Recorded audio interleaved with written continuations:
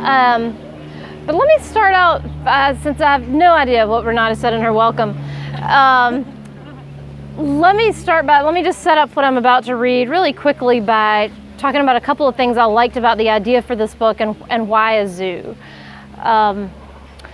I'd been looking at a few different ideas, a few different novel ideas, but they all seem to come back to motherhood.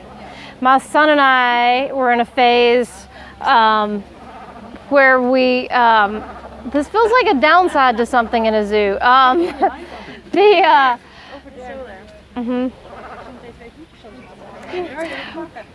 We were through a phase where we were spending nearly every afternoon in the zoo, and so one time, probably sparked by something going on in the news, of which there are more and more of these kinds of events in the news, I thought, what would we do right now if we were sitting here at this Komodo dragon exhibit and somebody came and we heard gunshots? Where would we go? It's actually kind of an interesting space in terms of being enclosed completely and yet with a lot of room to hide and a lot of room to run. And I sort of dismissed that as just a pointless daydream for a few days, and then came back to it and started thinking, actually, it's kind of an interesting idea. What if you want to write something about motherhood, what if it's motherhood with a really tight focus on it, where almost the entire story is about a mother and son in this really intense situation that's life or death? And what if we tighten that further and the entire story takes place within these walls, and tighten it even more that all of it takes place within 3 hours? And so how does that glimpse of motherhood through that really narrow lens, how does that play out?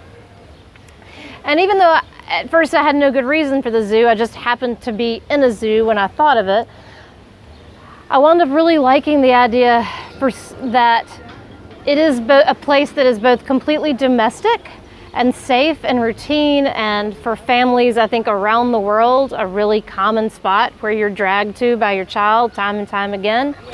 But it's also a place where we keep wild things in boxes, where there is a certain discomfort and threat all the time with the wild animals who are trapped there. And I like that. It's somebody said, like, a zoo is creepy and beautiful all at the same time, and it is that. I think it pushes a lot of different buttons that make it a nice place for the actions of the book to play out.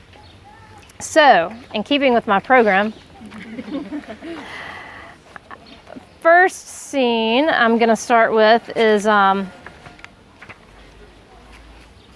right after Joan has both heard the gunshots, seen the bodies at the front of the zoo, and spotted the gunman actually standing. So she has just picked Lincoln up and started to run. 5:32 p.m. She goes forward, not towards the bodies, of course, but around the pond towards Africa. As she's moving, it occurs to her that she could have gone back towards the woods and that she could still turn around and aim for the shade of the sand pit or the tall trees, but she does not want to turn around because she is not sure if the men saw them or not, if he might be following them, taking his time because he's the one with the gun, and for him, there is no hurry. Also, there's a part of her that resists going backwards anyway, that thinks forward must be better, safer. Go, go, go. The word is in her head, repeating. Her feet slam the concrete in time to it. She imagines the gunman watching them, taking his first steps towards them, rounding the lake, smile spreading. She imagines him picking up speed. She cannot stand it. She glances over her shoulder and sees no one, but she cannot get a good look because she does not want to slow down. Her knit skirt stretches tight against her legs as she runs, and she would like to yank it higher, but she does not have a free hand. Maybe it will rip, she thinks hopefully. She can hear the tiny rocks scrape under her shoes. She clenches the thong of her sandal between her toes, hearing her soles flap. One more fear, a shoe falling off. There are Halloween lights strung all over along this path, just above her head, lights glowing cheerfully every step of her way, bright white, like when Lincoln accidentally shines the flashlight in her eyes. The sky is darkening. The end.